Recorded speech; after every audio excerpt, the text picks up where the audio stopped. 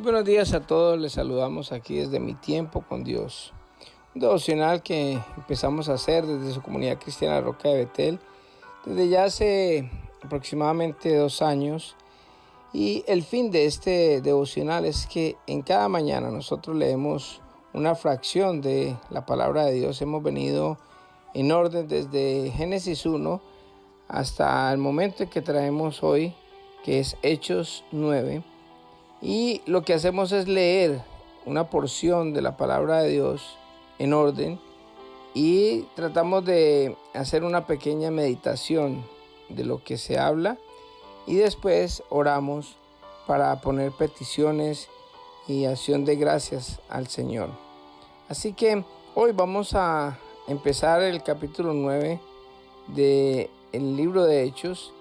Y vamos a leer de los capítulos del 1 al 31, no sin antes poner en las manos del Señor este tiempo.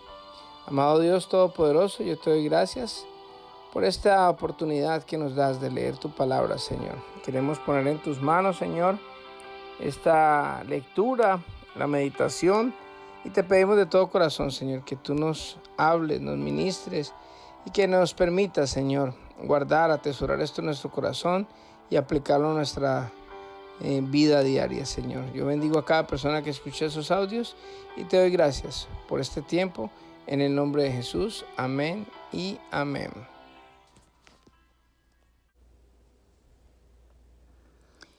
Conversión de Saulo.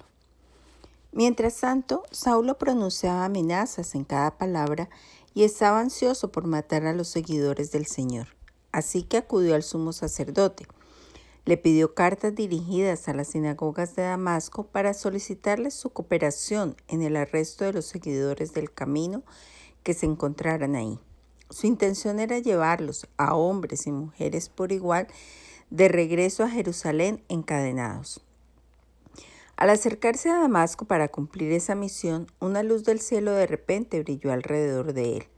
Saulo cayó al suelo y oyó una voz que le decía: «Saulo, Saulo, ¿por qué me persigues?» «¿Quién eres, Señor?», preguntó Saulo. «Soy yo, Jesús, a quien tú persigues», contestó la voz. «Ahora levántate, entra en la ciudad y se te dirá lo que debes hacer». Los hombres que estaban con Saulo se quedaron mudos, porque oían el sonido de una voz, pero no venía nadie. Saulo se levantó del suelo, pero cuando abrió los ojos estaba ciego. Entonces sus acompañantes lo llevaron de la mano hasta Damasco. Permaneció allí ciego durante 3 días sin comer ni beber. Ahora bien, había un creyente en Damasco llamado Ananías. El Señor le habló en una visión, lo llamó. «Ananías». «Sí, Señor», respondió. El Señor le dijo: «Ve a la calle llamada derecha, a la casa de Judas. Cuando llegues, pregunta por un hombre de Tarso que se llama Saulo. En ese momento, él está orando. Le he mostrado una visión a un hombre llamado Ananías que entra y pone las manos sobre él para que recobre la vista». «Pero, Señor», exclamó Ananías, «he oído a mucha gente hablar de las cosas terribles que ese hombre les ha hecho a los creyentes de Jerusalén. Además, tiene la autorización de los sacerdotes principales para rezar a todos los que invocan tu nombre». El Señor le dijo: «Ve, porque él es mi instrumento elegido para llevar mi mensaje a los gentiles y a reyes, como también al pueblo de Israel, y le voy a mostrar cuánto debe sufrir por mi nombre». Así que Ananías fue y encontró a Saulo. Puso sus manos sobre él y dijo: «Hermano Saulo, el Señor Jesús, quien se te apareció en el camino, me ha enviado para que recobres la vista y seas lleno del Espíritu Santo». Al instante, algo como escamas cayó de los ojos de Saulo y recobró la vista. Luego se levantó y fue bautizado. Después comió algo y recuperó las fuerzas. Saulo en Damasco y Jerusalén. Saulo se quedó unos días con los creyentes en Damasco y enseguida comenzó a predicar acerca de Jesús en las sinagogas, diciendo: «Él es verdaderamente el Hijo de Dios». Todos los que lo oían quedaban asombrados. ¿No es este el mismo hombre que causó tantos estragos entre los seguidores de Jesús en Jerusalén?, se preguntaban. ¿Y no llegó aquí para arrestarlos y llevarlos encadenados ante los sacerdotes principales? La predicación de Saulo se hacía cada vez más poderosa y los judíos de Damasco no podían refutar las pruebas de que Jesús de verdad era el Mesías. Poco tiempo después, unos judíos conspiraron para matarlo. Día y noche vigilaban la puerta de la ciudad para poder asesinarlo, pero a Saulo se le informó acerca del complot, de modo que durante la noche algunos de los creyentes lo bajaron en un canasto grande por una abertura que había en la muralla de la ciudad. Cuando Saulo llegó a Jerusalén, trató de reunirse con los creyentes, pero todos le tenían miedo. No creían que de verdad se había convertido en un creyente. Entonces Bernabé se lo llevó a los apóstoles y les contó cómo Saulo había visto al Señor en el camino a Damasco y cómo el Señor le había hablado a Saulo. También les dijo que en Damasco Saulo había predicado con valentía en el nombre de Jesús. Así que Saulo se quedó con los apóstoles y los acompañó por toda Jerusalén, predicando con valor en el nombre del Señor. Debatió con algunos judíos que hablaban griego, pero ellos trataron de matarlo. Cuando los creyentes se enteraron, lo llevaron a Cesarea y lo enviaron a Tarso, su ciudad natal. La iglesia entonces tuvo paz por toda Judea, Galilea y Samaria. Se fortalecía y los creyentes vivían en el temor del Señor, y con la ayuda del Espíritu Santo también creció en número. Bueno, con esto culmina la primera parte del capítulo 9 del libro de Hechos. Y mire que empezamos hablando acerca de la conversión de Saulo de Tarso. Recordemos que Saulo de Tarso era la persona que estaba con la ropa de Esteban cuando estaban apedreando a Esteban, el primer mártir de la iglesia. Yo creo que desde ese momento Pablo tuvo que haber sido tocado, impactado, porque él veía un brillo en los ojos de Esteban, que solo una persona como Moisés o las personas que entran al lugar santísimo, al lugar de donde podemos conversar con el Señor y tiene intimidad con Dios, puede reflejar. Entonces, desde ese momento Pablo se convirtió en perseguidor de la iglesia. Recordemos que en los anteriores audios habíamos hablado acerca de cómo era importante que nosotros predicáramos el evangelio, las buenas nuevas a las personas que aún no lo conocen, que esa es la gran comisión de cada uno de nosotros. Pero también hablábamos acerca de que era bueno tener conocimiento, conocer de la palabra de Dios, estudiar, meditar y poder tener argumentos para poder sustentar muchas preguntas que las personas vienen a decirnos, pero también sabemos de que el Espíritu Santo nos va a llenar, es una promesa, nos va a llenar nuestra boca de palabra, nuestro corazón va a colocar su palabra para nosotros. En el momento dado de que empecemos a hablar, inmediatamente vamos a sacar palabra que muchas veces nosotros ni nos acordamos que la habíamos leído algún día, pero ese es nuestro Señor, el Espíritu Santo que nos ayuda en ese momento. Ahora en este momento viene la conversión de una persona que era un erudito, una persona que conocía el Evangelio, era una persona que tenía muy claro y era una persona que era radical en lo que creía. Y este era Saulo de Tarso. Y Saulo de Tarso inmediatamente se dio cuenta de que los cristianos salieron de Jerusalén. Pidió cartas a los sacerdotes para ir a amarrar a los cristianos y traerlos hasta Jerusalén para ponerlos presos. Mire que esto es algo que uno se queda admirado de las cosas que Dios hace. Y Dios tiene dominio sobre todo. Y mire que una persona que estaba persiguiendo a la iglesia, a los seguidores de Cristo, como en un momento dado tiene un encuentro con Dios. Camino a Damasco, él se encuentra con el Señor y cae al suelo. Un brillo de luz llegó a sus ojos y salió una voz donde decía: Saulo, Saulo, ¿por qué me persigues? Inmediatamente él dice: ¿quién eres tú, Señor? Entonces le dice el Señor, yo soy Jesucristo a quien tú persigues. Y aquí hago un paréntesis porque mire que muchas veces nosotros sacamos pretextos para no llevar el mensaje de Cristo.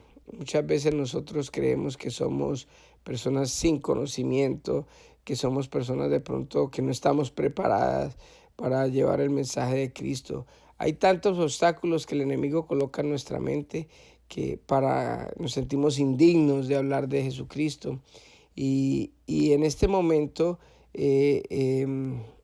vemos que cuando una persona persigue a Jesús, nos persigue o nos rechaza a nosotros, no nos está rechazando a nosotros ni nos está persiguiendo a nosotros, sino que así como le dijo Jesucristo al mismo Saulo, ¿por qué me persigues?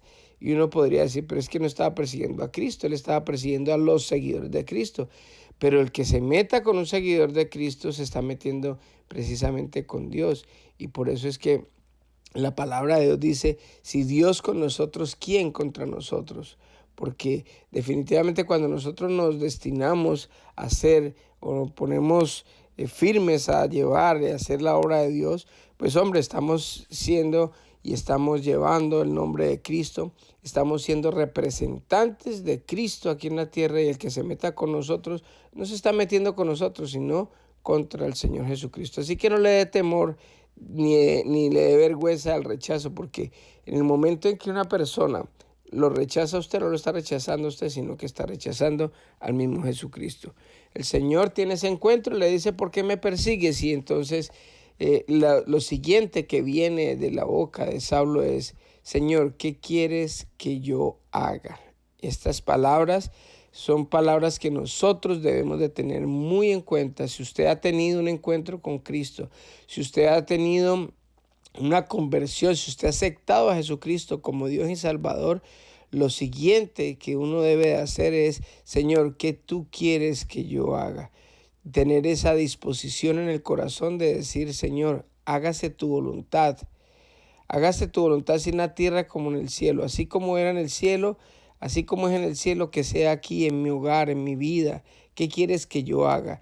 Y esto es lo que a veces nosotros, los cristianos, fallamos, porque nosotros tenemos muchos planes, tenemos muchas cosas en mente, tenemos muchos proyectos y muchas cosas que queremos hacer y que anhelamos, y no está mal.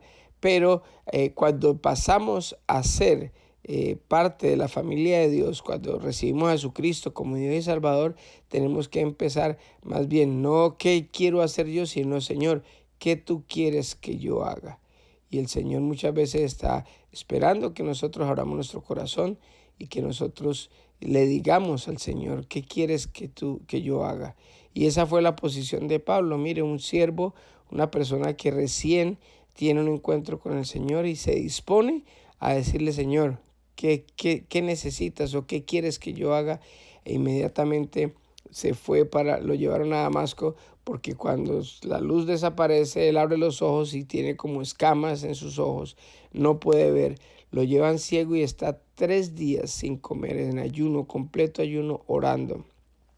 Ahí en ese momento se asemeja a los 3 días que Cristo estuvo después de la cruz, estuvo en los lugares más bajos, donde descendió y estuvo esos 3 días para el tercer día resucitar. Y mire cómo en este momento Pablo también está sintiendo o está viviendo lo que Jesucristo vivió después de muerto, 3 días para después resucitar.